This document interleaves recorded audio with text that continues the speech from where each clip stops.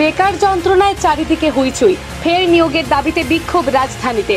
শুক্রবার নিয়োগের দাবিতে ফায়ার সার্ভিসম্যান ও ড্রাইভার পদে 3 বছর আগে ইন্টারভিউ দেওয়া যুবকরা বিক্ষোভ প্রদর্শন করল আগরতলার ফায়ার অ্যান্ড ইমার্জেন্সি সার্ভিসেস হেডকোয়ার্টারের সামনে। জানা যায়, ফায়ার সার্ভিসম্যান ও ড্রাইভার পদে বিগত 3 বছর আগে ইন্টারভিউ নেওয়া হয়েছে, কিন্তু এখনো পর্যন্ত তাদের নিয়োগপত্র দেওয়া হচ্ছে না। তাই তারা তাদের ন্যায্য চাকরির দাবিতে শুক্রবার ফায়ার সার্ভিস অফিসের সামনে বিক্ষোভ মিছিলে সামিল হয় এবং তারা রাজ্যের মুখ্যমন্ত্রীর কাছে আবেদন জানায় তাদের ভবিষ্যতের কথা চিন্তা করে তাদের জন্য অতি সত্বর নিয়োগপত্র দেওয়া হয়।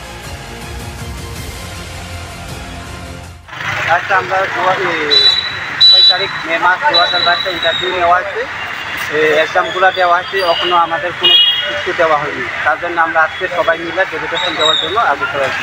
কবে নেওয়া হয়েছিল ইন্টারভিউ?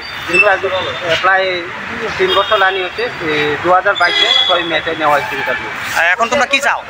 তখন আমরা এটাই চাই, আমরা এক্সামগুলো শেষ করছি, এটা কোনো কিছু খবর পাইতেছে না, কী হচ্ছে না হচ্ছে, সেজন্য আমরা মানে এখানেই আসছিলাম যে খবরটা পাওয়ার জন্য। আচ্ছা, কতজন তোমরা এক্সাম দিছিলা টোটাল? 1700। আচ্ছা, তো 2022 মে মাসের দিকে আমরা ফায়ার সার্ভিস অ্যান্ড ইমার্জেন্সি থেকে একটা রিক্রুটমেন্ট বেরিয়েছিল।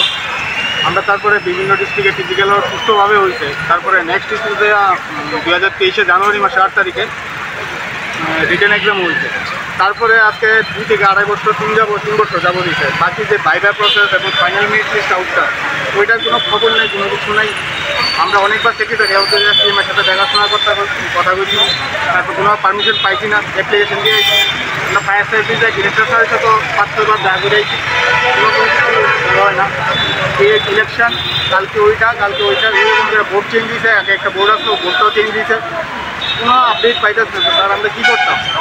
আমরা তো ইলেকশনে আমরা যে ভোট দিই এখন রানিং গভর্নমেন্টে, ওইটা তো আমরা কী লেগে দিই?